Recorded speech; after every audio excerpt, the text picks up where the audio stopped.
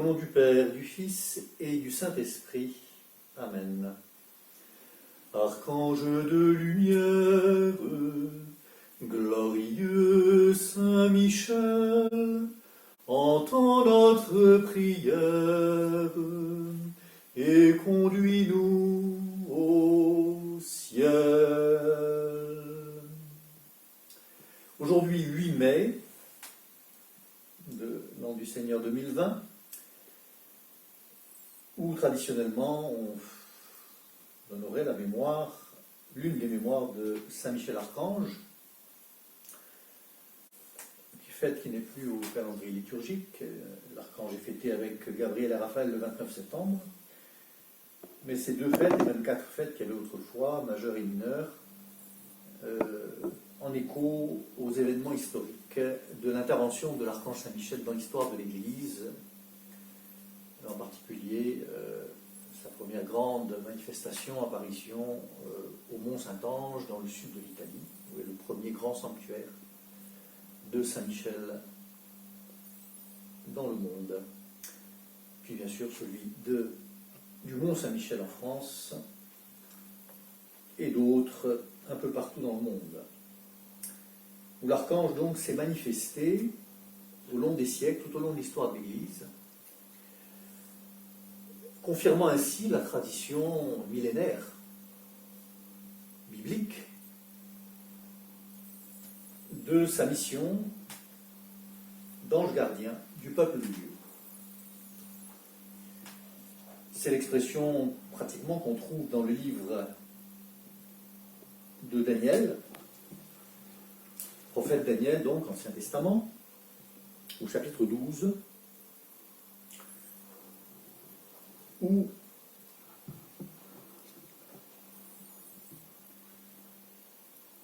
le prophète nous dit: en ce temps se lèvera Michel, le grand prince qui se tient auprès des enfants de ton peuple, Seigneur. Le grand prince qui protège le peuple de Dieu, qui se tient auprès de ses enfants. Et donc déjà dans l'Ancien Testament, l'ange du Seigneur qui accompagnait le peuple dans son exode en particulier, à travers le désert, la fuite d'Égypte, l'entrée dans la terre promise.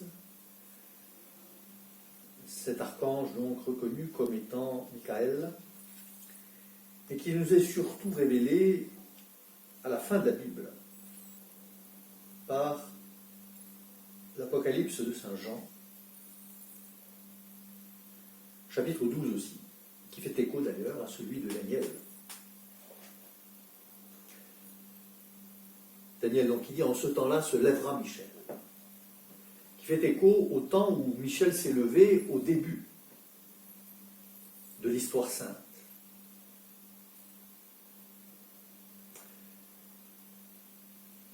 Je lis ce chapitre 12, qui est l'un des chapitres prophétiques et eschatologiques les plus importants, qui éclaire l'ensemble de l'histoire du salut et l'époque dans laquelle nous vivons.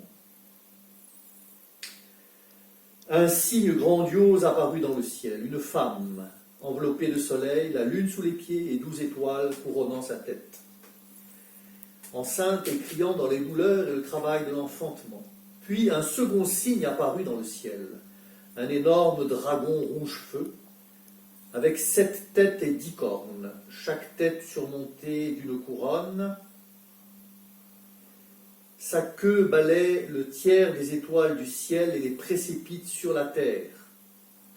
En arrêt devant la femme en travail, le dragon s'apprête à dévorer son enfant aussitôt né. Or la femme mit au monde un enfant mâle, celui qui doit mener toutes les nations avec un sceptre de fer.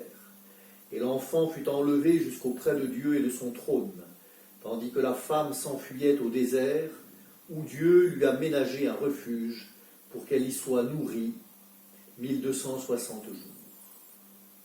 Alors, un grand combat eut lieu dans le ciel. Michel et ses anges combattirent ce dragon. Et le dragon riposta, appuyé par ses anges. mais ils eurent le dessous et furent chassés du ciel. Il fut donc jeté l'énorme dragon, l'antique serpent, le diable, ou Satan comme on l'appelle, le séducteur du monde entier. Il fut jeté sur la terre et ses anges furent jetés avec lui. Et j'entendis une voix clamer dans le ciel, « Désormais la victoire, la puissance et la royauté sont acquises à notre Dieu et à la domination du Christ, son Fils, puisque l'accusateur a été jeté bas. »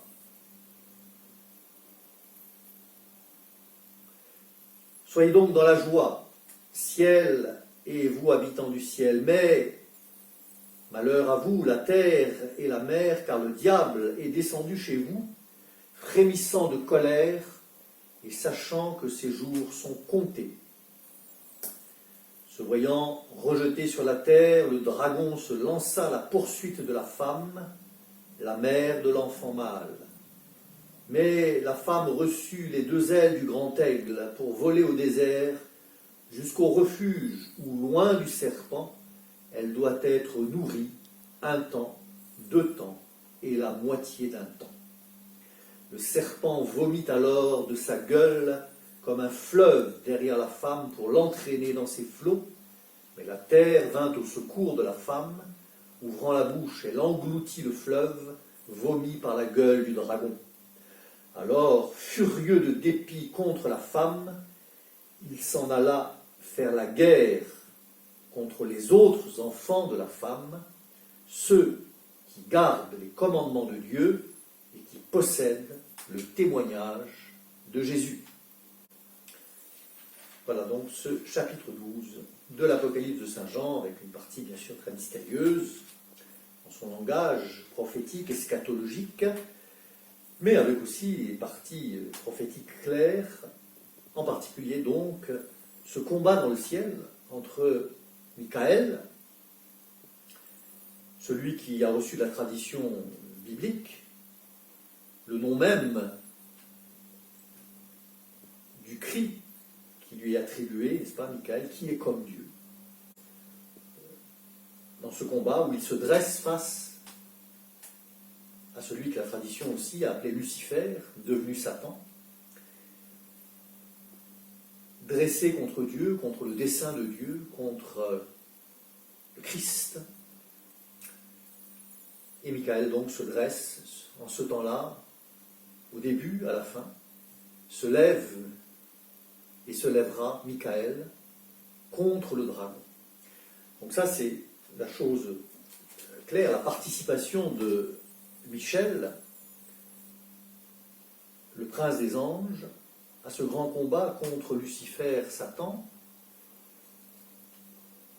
Et le deuxième aspect qui nous concerne directement, c'est que ce combat se continue sur la terre.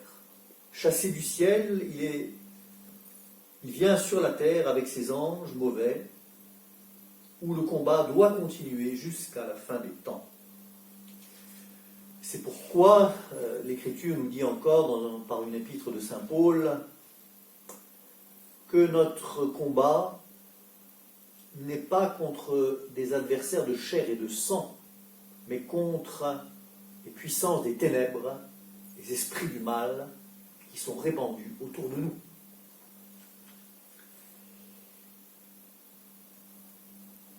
Alors, avant d'en revenir vraiment à ce combat, il y a eu un petit rappel de catéchisme, n'est-ce pas, puisque que Michael soit le prince des anges et qu'il ait combattu le dragon avec ses anges mauvais, les démons, suppose bien sûr l'existence des anges.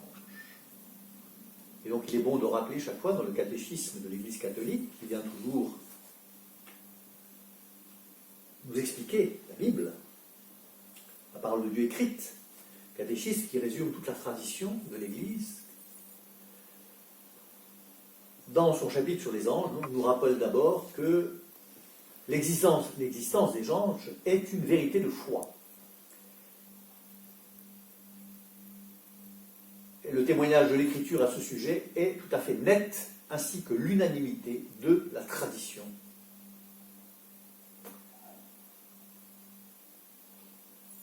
que ces anges, nous dit le catéchisme, sont les anges du Christ. Ce sont ces anges à lui. Quand il dit, quand le Fils de l'homme viendra dans sa gloire avec tous ses anges. Ce sont des anges dont il est le roi. Pour en revenir dans une autre petite causerie, n'est-ce pas, sur le mystère des anges et leur rapport avec le Christ. Et de fait, les anges, nous dit le catéchisme encore dans un autre paragraphe, sont présents à toute la vie de Jésus.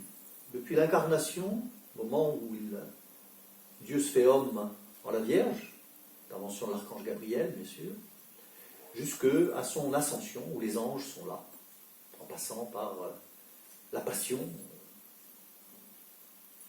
l'ange consolateur, dans le jardin des Oliviers, la résurrection, les anges en vêtements blancs qui annoncent le Christ ressuscité, etc. Et de même, enfin, le catéchisme nous dit que les anges sont présents dans la vie du chrétien, du disciple du Christ, depuis notre conception, notre enfance, naissance, et jusqu'à notre mort, et en particulier notre ange gardien. Alors donc, pour le petit rappel du catéchisme, qu'il est bon de relire de temps en temps dans la prière pour nourrir, conforter notre foi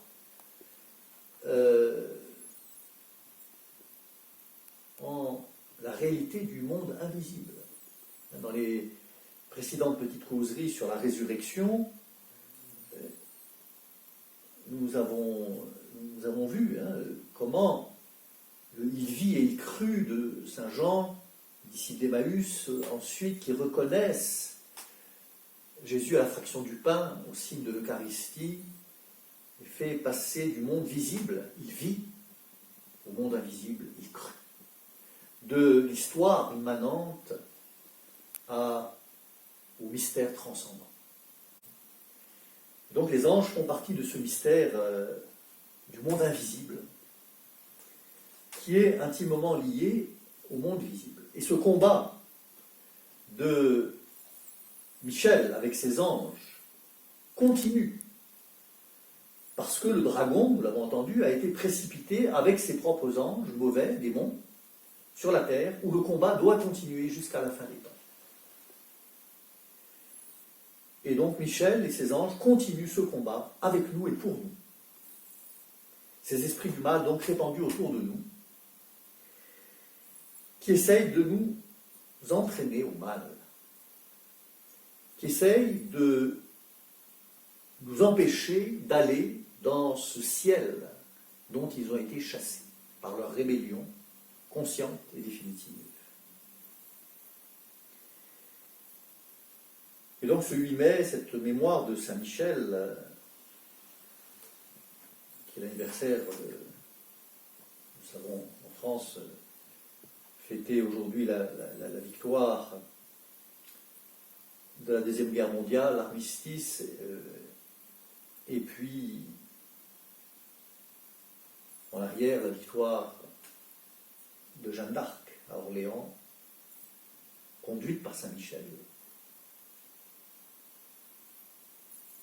que la France vénère comme son propre ange gardien, donc celui de l'Église, celui de la France. Et dans la tradition, on trouve des questions. Certains saints, théologiens se sont posés la question des anges gardiens de Jésus, Marie et Joseph, Sainte Famille. Alors, ce ne sont pas des vérités de foi, ce sont des méditations pieuses qui sont intéressantes, consolantes, nourrissantes. La Vierge Marie, donc, logiquement, la tradition lui a attribué l'ange Gabriel comme ange gardien. Et certains se sont posé la question, est-ce que Jésus avait un ange gardien? Jésus est Dieu, mais il est Dieu fait homme. Et en tant qu'homme, est-ce qu'il avait un ange gardien? Et donc certains ont répondu que probablement, on pouvait penser que l'ange gardien de Jésus en tant qu'homme, c'était l'archange Michael. Ce qui est logique, ce qui est du bon sens de la foi, puisque l'Église, le peuple de Dieu et son chef, n'est-ce pas, l'Église et le Christ, c'est tout un. L'Église, on l'appelle le corps mystique du Christ. Saint Augustin dit que c'est le Christ. L'Église, Jésus et l'Église, c'est le Christ tout entier. Et donc l'archange Michel pourrait être ainsi vu comme l'ange gardien du Christ tout entier. Et puis bon, certains, on peut dire, pour compléter, puisque ce sont les trois archanges connus dans la Sainte Écriture, que peut-être l'ange gardien de Saint Joseph pouvait être Raphaël, celui qui l'a accompagné en Égypte en particulier, tout au long de son périple avec la Sainte Famille. Revenons donc à ce sujet du combat, qui est le nôtre aujourd'hui, combat actuel, que nous devons, qui est le combat de l'Église, le combat du peuple de Dieu, et en ces jours-là, nous dit le prophète, se lèvera Michel, le grand prince qui se tient auprès des enfants de ton peuple. Ce jour-là, bien sûr, ça peut être le jour de la fin, mais c'est chaque jour. C'est le jour du combat. C'est le jour, c'est maintenant. C'est le maintenant de l'histoire où le Seigneur vient mener le combat de son peuple. Directement et par les médiations qu'il a choisies. Où il envoie sa mère. Nous ferons aussi une petite causerie sur les venues de Marie, les manifestations de la Vierge dans l'histoire de l'Église. Où il envoie ses anges avec leur chef Michael, pour que nous ayons la victoire dans ce combat. Et l'actualité de ce combat, donc, les papes l'ont rappelé, tous les derniers papes, depuis un siècle, depuis Léon XIII surtout, à la fin du XIXe siècle. Léon XIII, donc, qui est l'auteur de la petite prière que nous allons dire à la fin dans quelques minutes, qui, selon la tradition récente d'un siècle, a écrit cette prière, dont nous disons la petite version. Il y a la grande prière à Saint-Michel, qui est dans le rituel de l'Église, et qui sert en particulier à l'exorcisme, la prière d'exorcisme de l'Église. Léon XIII, donc, aurait écrit cette prière à Saint-Michel après une expérience mystique qu'il avait faite dans sa chapelle au Vatican, où il avait entendu un dialogue mystérieux et impressionnant entre le diable et le Christ. Nous y reviendrons dans une autre causerie sur l'exorcisme. Un peu comme on trouve dans le livre de Job, n'est-ce pas? Le livre de Job, Satan qui va trouver Dieu pour demander la permission d'attaquer Job.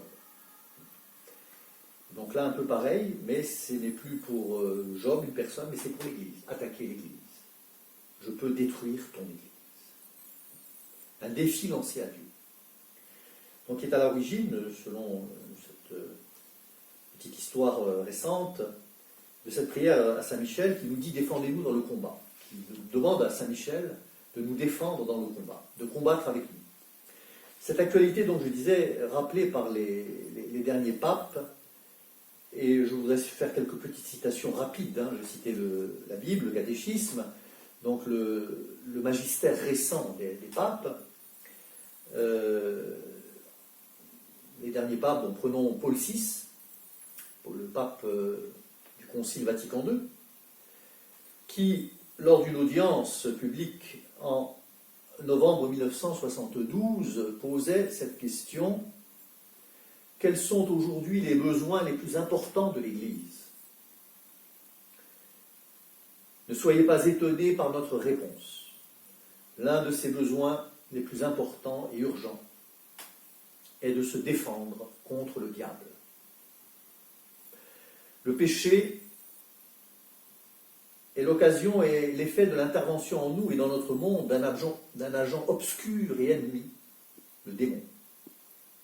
Le mal n'est pas seulement une déficience, il est le fait d'un être vivant, spirituel, perverti et pervertisseur. Terrible, mystérieuse et redoutable réalité.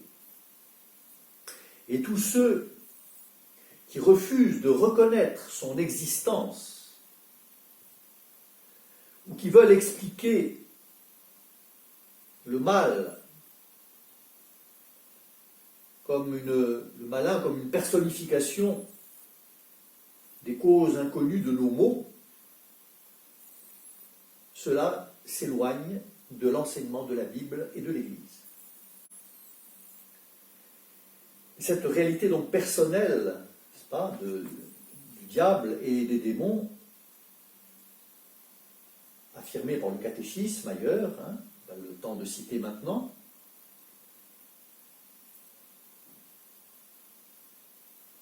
est rappelée donc aussi par les autres papes. Jean-Paul II, lors d'un pèlerinage au grand sanctuaire du Monte Gargano en Italie, Saint-Michel-Archange, en 87, dit ceci: la lutte contre le diable est plus que jamais d'actualité, car le démon est bien vivant et agissant dans le monde.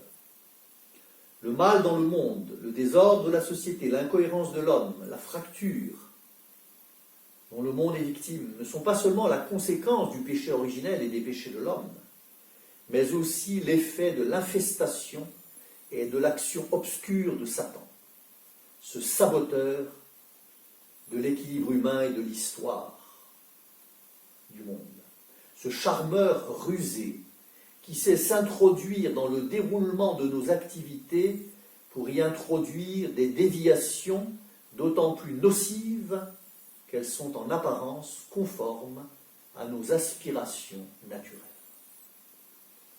Fin de citation.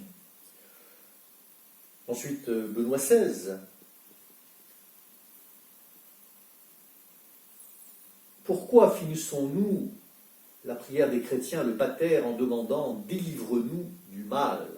Ce mal désigne une personne, Satan, qui s'oppose à Dieu et qui est le séducteur de toute la terre. La victoire sur le diable a déjà été acquise par le Christ, mais nous prions pour que la famille humaine soit libérée de Satan et de ses œuvres. Nous demandons la grâce d'attendre avec persévérance la venue du Christ dans la gloire qui nous libérera définitivement du mal. Et enfin, le pape actuel, qui, en juillet 2013, a consacré le Vatican à Saint-Michel, en bénissant une statue de l'archange dans les jardins du Vatican, et en disant « Saint-Michel est le champion de la primauté de Dieu, de sa transcendance et de sa puissance. Saint-Michel combat pour rétablir l'ordre divin. Il défend le peuple de Dieu de ses ennemis, et surtout de l'ennemi par excellence, le diable. En consacrant la cité du Vatican à Saint-Michel-Archange, nous lui demandons qu'il nous défende du malin. » Donc ce combat de l'Église, que les papes nous rappellent, Jean-Paul II, pour revenir à lui, le 24 avril 1994, sur la place Saint-Pierre à Rome, lors de la prière du Regina Coeli, dans le temps de Pâques donc, invita tous les chrétiens du monde à prier l'archange Saint-Michel. Après avoir rappelé le recours nécessaire à la Sainte Vierge, femme vêtue de soleil, signe grandiose dans le ciel, que nous avons entendu dans l'Apocalypse de Saint Jean, chapitre 12, Jean-Paul II dit « Puisse la prière nous fortifier pour ce combat spirituel dont parle la lettre aux Éphésiens en disant « Puisez votre force dans le Seigneur et dans la vigueur de sa puissance. Revêtez l'armure de Dieu pour pouvoir résister aux manœuvres du diable. »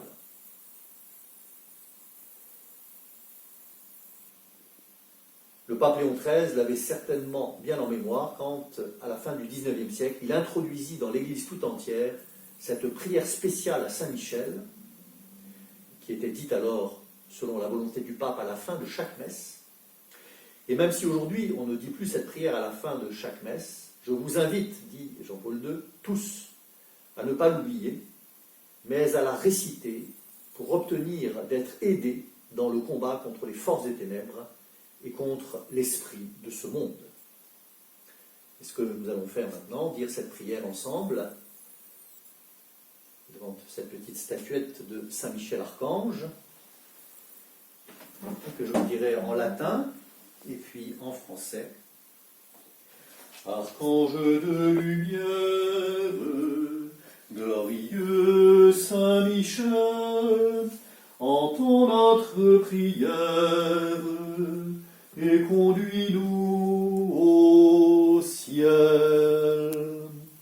Sancte Michael Arcangele, defende nos in prelio, contra di quis abet insidias diaboli est presidium, imperet illi Deus, supplices deprecamur, tuque princeps militiae celestis, Satanam aliosque spiritus malignos, qui ad perditionem animarum pervagantur in mundo, divina virtute in infernum detrude. Amen. Ô toi, le plus beau des anges, ton glaive étincelant dispersa les phalanges rebelles de Satan, et foudroyant l'infâme de ton regard de feu, ta grande voix lui clame, qui donc est comme Dieu. Archange de lumière, glorieux Saint Michel, entends notre prière et conduis-nous au ciel. Saint Michel Archange, défendez-nous dans le combat. Soyez notre secours contre la méchanceté et les embûches du diable. Que Dieu exerce sur lui sa puissance. Nous le demandons en suppliant. Et vous, princes de la milice céleste, refoulez en enfer par la force divine Satan et les autres esprits mauvais qui errent dans le monde pour perdre les âmes. Amen. Deux des chefs-d'œuvre en peinture, n'est-ce pas, de l'archange Saint-Michel, premier par Guido Reni et celui-ci par Raphaël.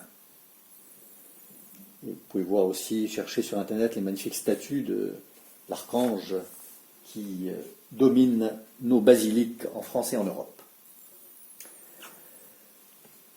Regina Celi letare, alleluia, quia quam meruisti portare, alleluia, resurrexit sicut dixit, alleluia, ora pro nobis Deum, alleluia.